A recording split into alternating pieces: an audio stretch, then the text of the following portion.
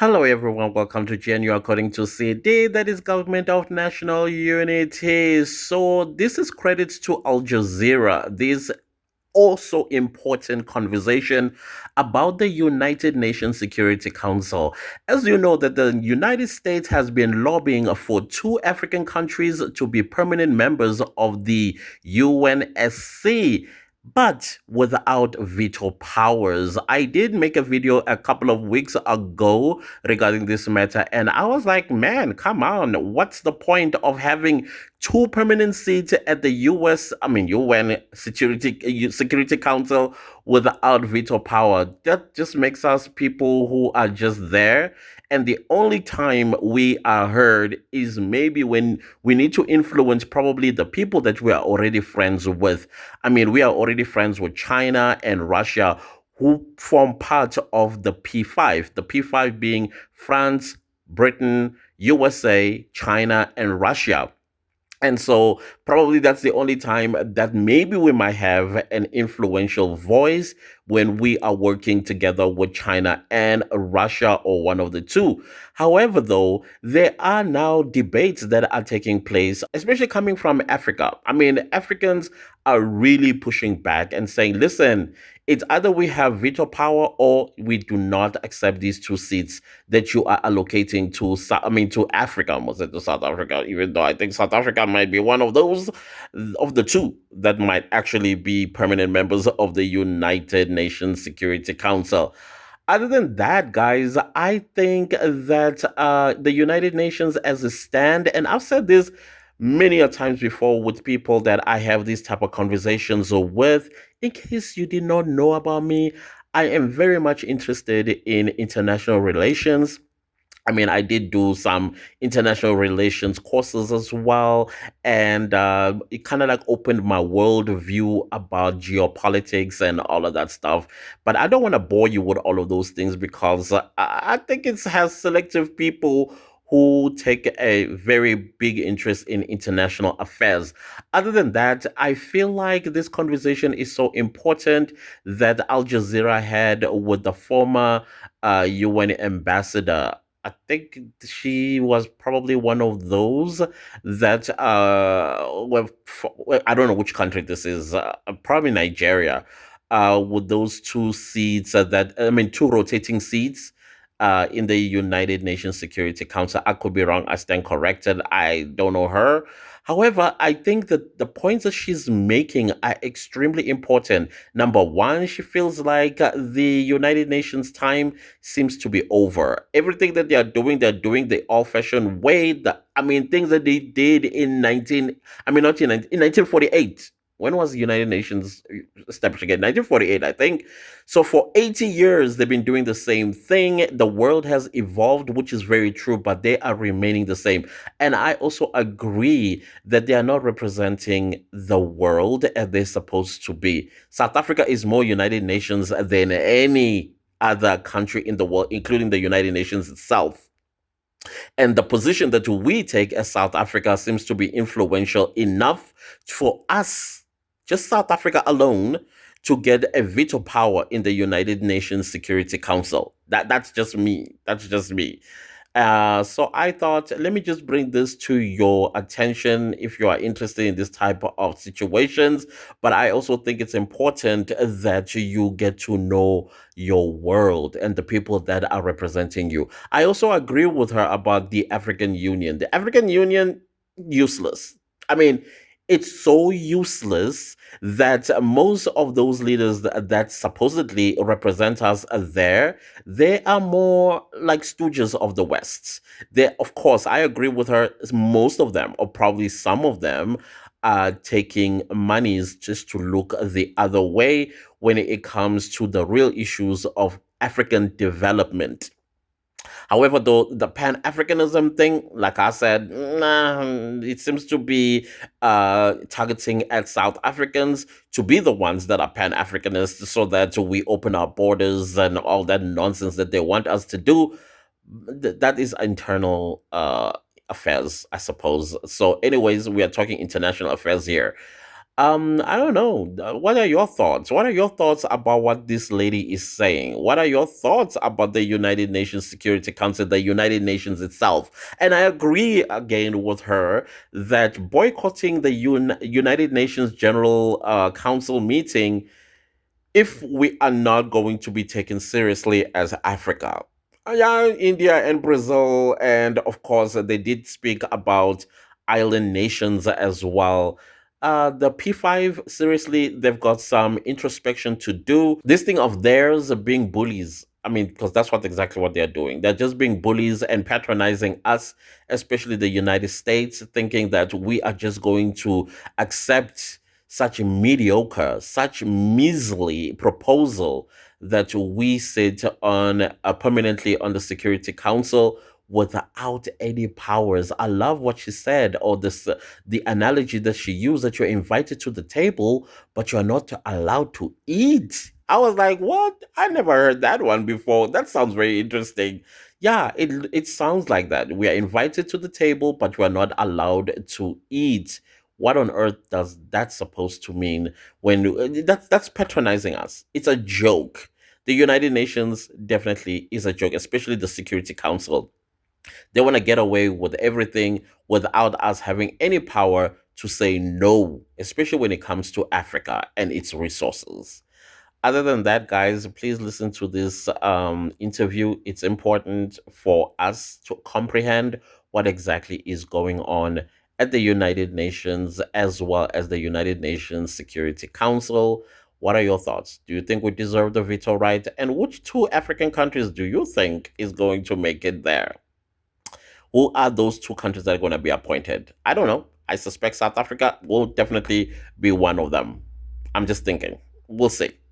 Hi, I'm Steve Clemens, and I have a question. Why does the U.S. want Africa to have permanent seats on the UN Security Council, but without veto power? Let's get to the bottom line. It's one of the most debated questions in the history of the United Nations. Why do only 5 countries have veto power over all decisions at the Security Council? For almost 80 years, they've been at the top of the food chain. China, France, Russia, the UK, and of course the United States. The world has changed since then, but the UN Security Council has not. Decades ago, the P5, or the Permanent Five as they're called, decided to allow countries to join as rotating, non-permanent members with no veto. After all, the Security Council is the most powerful body at the UN, with the ability to impose sanctions and to authorize the use of force against countries. And now Washington is talking about creating permanent seats for 2 African nations, but get this, with no veto power. Why? And why now? Today we're talking with Adikana Chihombori Kwao, former ambassador of the African Union to the United States. Ambassador, it's terrific to have you back on our show. I want to start with a film clip of the U.S. Ambassador to the United Nations, Linda Thomas-Greenfield. Let's listen. As it stands, there are currently 3 non-permanent seats on the Security Council allocated to African countries on a rotating basis for 2 years. The problem is these elected seats don't enable African countries to deliver the full benefit of their knowledge and voices to the work of the Council, to consistently lead on the challenges that affect all of us and disproportionately affect Africa. That is why, in addition to non-permanent memberships for African countries, the United States supports creating 2 permanent seats for Africa on the Council. It's what our African partners seek, and we believe this is what is just. Ambassador Chihombori, let me ask you, on a scale of 1 to 10, how enthusiastic are you about the proposal that the ambassador has just made? I think it's a step in the right direction. However, keeping in mind that this issue has been on the table, ongoing for, like you said, 80 years. If we are going to right the wrong, why can't we just right this wrong once and for all? If Africa is going to become a member of the UN Security Council, a permanent member, they must have the full rights just like the other 5 members, which means they must have veto power. Inviting Africa to the table and then asking them to remain mute is an insult not only to the African leaders, but it is an insult to 1.4 billion people. We appreciate what Ambassador Greenfield is saying. We appreciate the efforts she has made. But if she is going to complete this journey that has been going on for far too long, a journey that clearly exemplifies the continued disrespect of the African continent, Ambassador Greenfield must push for us to take this issue to the finish line. Africa must have 2 permanent seats at the UN Security Council with full veto power. Nothing less is acceptable. And I do believe that the United Nations, understanding how long this issue has been going on, how long the disrespect of the African continent has been going on, it is shameful that the United Nations would want to continue to blatantly disrespect the Africans by inviting them to the table, but then saying, sorry, you can't eat. You can only watch us play our games. You can watch us enjoy the 10-course meal. What a joke, what an insult. And I do hope that the African leaders are not going to accept it. Africa must be at the table as a permanent member of the UN Security Council, and the 2 seats must have veto power, plain and simple, period. Do you think Ambassador Thomas Greenfield doesn't understand this? What do you think is behind this offer? When you said, hey, you appreciate the progress she's made, we do know that this was a promise or a commitment that President Joe Biden is trying to fulfill before the end of his term, but do you think they are not aware about how controversial it is to create permanent seats without votes? Of course they know what they're doing. So again, that's where the disrespect comes in. They know what they're doing. They know what the right thing to do is. No, we do not want to dilute our veto power if we give 2 more seats with veto power. No, we are simply saying the slice is big enough. The world is bigger than 5 countries representing over 7 billion people. We are simply saying serious wrongs have been perpetrated against Black people. Here is an opportunity for President Biden to right this wrong. This is an opportunity that we cannot miss. Africans must be at the table. 1.4 billion people must be represented. The continued disrespect of the Africans has got to come to an end. So we're asking President Biden and his running mate, Kamala Harris, who I hope will be the next president of the United States, they will right this wrong once and for all. And Ambassador Thomas Greenfield, we understand all the work that you have done. Please, as a sister, as an ambassador, we're asking you to take this issue to the finish line. Permanent positions on the UN Security Council with full veto power like the other 5 Ps. I've seen that China and Russia are enthusiastic and do support Africa's position on the Security Council with 2 permanent seats, but I have not seen whether they would actually agree to giving the veto to African countries as well. Your thoughts? Well, normally, like most issues pertaining to Africa, what I've found is that the United Nations usually, sorry, not the United Nations, the United States usually has the final say. If the United States is going to come in and say, we support fully Africa being on the UN Security Council with full veto power, I can assure you the other 4 members will follow suit. The United States, if the United States decides they do not wish for Africa to have veto power, it will not happen. But if the United States decides they do want Africa to have veto power, the other countries, I'm pretty sure, will follow suit. One of the things that Linda Thomas Greenfield, the ambassador of the United States to the UN, said about her resistance to giving more countries a veto on this is that it would make the council more dysfunctional. And it made me wonder whether any nation should have a veto power. Is there a model in the future of the United Nations where we suspend veto power for all countries and we go to majority votes on key decisions? First of all, I find that comment very, very insulting. You are simply suggesting that the addition of 2 African countries is going to make the process dysfunctional. What an insult. If this particular situation, we're talking a country like Germany, if we're talking any of the other European countries joining as members of the UN Security Council with veto power, would she still find it as a move that will introduce dysfunction?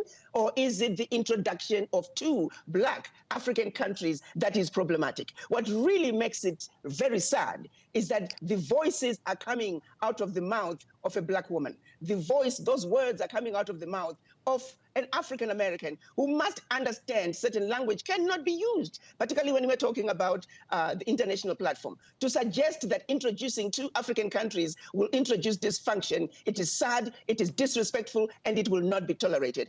Ambassador Thomas Greenfield really needs to retract those words, and she needs to explain herself to say, what do you mean dysfunction. Exactly how are the two African countries going to introduce dysfunction? Unless, of course, the entity has already been dysfunctional, which in my opinion is the case, and that is what really is the problem with the United Nations. It's a dysfunctional entity. It is a toothless bulldog, and they need to do what they are mandated to do by the world. So yes, no, Africa is not going to introduce any dysfunction at the United Nations. The entity itself has been dysfunctional. Maybe an addition of two African countries might straighten it up and create some normalcy, and for a change have an entity that's going to truly represent people of the world. As it is right now, it is a relationship, it is an entity that was designed to steal from the developing nations. It is an entity whose entire purpose and plan and reason for being created was to steal from developing nations. So let's be clear. If we are going to speak truth to power, the UN Security Council has been dysfunctional, remains dysfunctional, until it is an entity that truly represents the whole world. At this point, the UN Security Council does not represent the world. So yes, they should be ashamed. It is a dysfunctional entity that maybe the inclusion of other nations might actually make it less dysfunctional. Let me ask you to respond to Martin Kimani, who is the former Kenyan ambassador to the United Nations, and he writes, how does having one or two African countries with veto power further collective African interests? By the time Africa tears itself apart politically to choose those two countries, a fight that will be egged on by global powers, we will end up with deep division, possibly in perpetuity. UNSC reform must be preceded by major African Union reform. Your thoughts and reaction to that, Ambassador Chihombori? With all due respect, I disagree with the brother severely. Africa must be at the table. We must be where decisions are being made. We must be in a position to also disagree or agree on global issues. Yes, while I understand the dysfunction among us as Africans at the African Union, and I've always said this, that at this point, we don't have the right leadership at the African Union. And I'm hoping that with the new elections that are coming up in February of next year, we are going to have an African Union chair with a head over their shoulders. Right now, we don't have any leadership at the African Union. Moussa Faki has failed us. He's a puppet of the West. We all know that. So yes, I agree with him on one end that we do need reform at the African Union. The good thing for us is there are elections coming up. Moussa Faki is going to be gone. And our hope is we're going to have a new chairman of the African Union who understands the issues and is going to reform the African Union where it can truly represent the people. That is where we need. We got our own homework to do, but that doesn't mean we should give it an opportunity to be at the table. So to just run off and say, well, we are dysfunctional at the African Union, and therefore we are not going to demand that seat at the United Nations Security Council, that's actually stupid. We need to be there while we continue to reform our African Union, while we continue to work together. And I can tell you, the African leaders, they work together. The issue is, do we have someone at the African Union who can implement and execute the wishes of the African Union? They have a system, even for choosing the chairman of the African Union. It's on a rotational basis. I don't see the African leaders having any problem deciding which two countries are going to be the first ones. They just use the same rotational process. Right. So no, I disagree with that, Ambassador. Seriously, we need to be at the table. But more importantly, I am so glad that Moussa Faki is leaving, and I'm hoping that the next chairman of the African Union, come February, is going to be a Pan-African who's going to stand up, defend Africa, and represent the continent like we must be represented. We demand that, and I'm hoping that we'll get that come February. If the United Nations and the Permanent Five are more and more anachronistic, more disconnected from the way power is distributed in the world, and we haven't even begun talking about India or Brazil or other major states and their roles in the Security Council, aren't there going to develop ways that you can get around the UN, that Africa can have voice and power in other ways? Why does this debate about the Permanent Five matter so much? Well, it matters in the sense that there needs to be true representation at the United Nations. The United Nations is not about 5 countries. The United Nations is about all countries of the world. As a matter of fact, the United Nations should have undergone reform a long time ago. So the issue is about having an entity like the United Nations that is controlled by 5 countries where the other countries have no voice, where the other countries, the 5 countries can just veto anything they don't like. I mean, it is so unfair. The fact that in 2024, we're still discussing this, it's just crazy. That just goes to underscore how insane our world is. So yes, what you're going to see is the global South coming together. This kind of behavior that is leading to the formation of the BRICS. The global world saying, the global South saying, we have been asking for equity. We've been asking and demanding equality and true representation at the global stage at every level, be it at the United Nations, be it in the financial systems, be it with World Trade Organizations, World Health Organizations. The global South countries are constantly being trampled on. And so it's going to lead to another system that's going to be created where the rest of the world is going to say enough is enough. We're tired of your entities that are not representing us. So to the United Nations and the rest of the Western world, particularly the 5 nations on the Permanent Security Council, they also need to see the writing on the wall and realize that the world is changing. The world is more aware of the geopolitics and what's really going on. And many voices are speaking out as to the wrongs that must be righted. So the sooner they address this issue, the better off the world is going to be. This abusive situation where less developed countries are being taken advantage of and being dictated to, that is not going to continue to work anymore. And the P5 nations must see the writing on the wall and do the right thing, starting with Africa, and then other countries like India, Brazil, they too need to be represented because they are representing millions of people. So you can't just have 1.4 million people in India being voiceless. So yes, after Africa, we must bring India. That's it. That would be my suggestion. And slowly get more countries. Right now, the United Nations, as it stands, it does not represent the world. They're just using other countries to come to the United Nations so they can say, President, say, yes, we were there. You know, it is actually, I have been saying this for years, that if I could influence the African leaders in any way, shape, or form, they need to boycott attending the United Nations General Assembly. There's nothing there for them. They're just coming there to validate other people's issues. So if Africa was to really speak with one voice, they need to boycott the United Nations General Assembly. There's nothing there for them. They're just wasting taxpayers' money, having hundreds of them coming to the United Nations for what? You know? Don't come to the United Nations. Tell the United Nations, if you don't fix this, if we're not members of the UN Security Council, we're not attending UNGA. Plain and simple. But unfortunately, they're not going to do it. You know, Africa needs to have a backbone. Africa needs to have a backbone. Well, you know, you've been working for a very long time, and, you know, since we've known each other, to really unite Africans, their purpose, their sense of identity, and to end and diminish foreign control and dominance of African states. And I guess my question to you in this moment, and when, again, you're on the same mission, what's getting in the way? What's getting in the way of the Adekana Chihombori mission to end dominance of Africa, to empower Africans and unite Africans? I think one of the biggest problems and challenges that we have, I often say, as Black people, not only Black people in Africa, but Black people around the world, we were defeated where it matters the most, which is the mind. I'm going to say this honestly and sincerely, and some people may not like it, but it is our reality. We have African governments that have some members of the governments who are on the payrolls of foreign nations. We have Africans who are willing to be influenced, to be bought, to be paid in order to derail not only the continental agenda, but also agendas of their own country's development. You tell me, why is it that we have ministers of finance who come to Washington twice a year to discuss issues to do with funding for Africa, financial issues for Africa? Why haven't they come together and taken a position to truly challenge the World Bank and say, these loans that you continue to make us pay have been paid for gazillion times. They were illegally acquired. I'm encouraging everybody to read the book, Confessions of the Economic Hitman, where they talk about exactly how they would force these countries to accept these humongous loans. It was all a game at the expense of the African people. Our people know that. But why aren't they standing up and pushing back and calling a spade a spade? One, we have some that are on the payrolls of foreign governments, and yet they are in the government themselves. Shame on them. Two, we have some that are just scared of those who don't look like us. Again, it's part of the legacy of colonization and the legacy of slavery.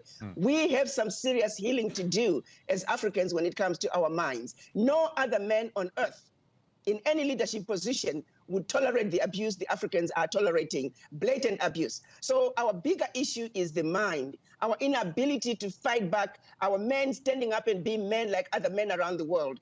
A lot of it has to do with some on an individual basis, greed.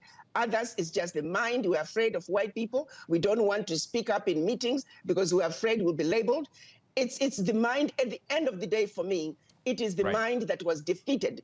And until the mind is awoken and the mind is fearless and the mind simply says what's right is right, what is wrong, come to the United Nations, challenge the United Nations, go to the World Bank, challenge the World Bank with facts and knowledge of what is really going on.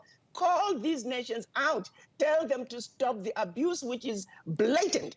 These nations are not trying to hide the abuse. The abuse is blatant. So to the Africans, I say, stand up, have a backbone, speak up. And for those in power, people appointed you into positions so you can represent the people. And to the people, I say to the Africans, if a leader is not representing you well, vote them out. We are sick and tired of being misrepresented by our leadership. Vote them out if they don't represent you well at a community level in your country. Vote them out if they're not representing you well at the world stage. They know the facts. Our people are now empowered. They know the games that are being played by the Western world, by the Eastern world. They are telling their leadership, we don't want it anymore. So we are demanding leadership that's going to defend us, leadership that's going to speak up, leadership that's going to say, do unto us as you want done unto you. Our ask as Africans is a very simple one. We want the world to treat us the way they would want to be treated. And our leaders are our mouthpiece. We expect them to speak up. We expect them to defend us by any means necessary. What we need are leaders that are awoken, fearless, and are ready to defend Africa like they were mandated to do by the people. Thank you. Well, you've set expectations very high. We'll have to see how that plays out. I want to thank the former ambassador of the African Union to the United States, Arikana Chihombori Kwao. Thank you so much for being with us. Always a pleasure. Thank you so much, Steve. I appreciate you. Keep up the good work. So what's the bottom line? On paper, it just sounds great. The U.S. wants to make room for African and other nations on the UN Security Council. But here's the rub. Nobody gets veto power except the original P5. The United States, the UK, Russia, France, and China. What an outdated and anachronistic lineup of nations. Where's Brazil? Where's India? Where's South Africa? So this obsolete version of power is kind of like a slow-moving train wreck, stumbling into the future.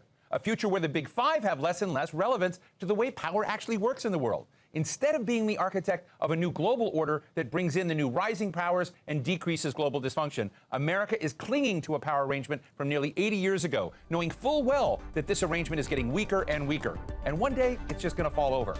And that's the bottom line.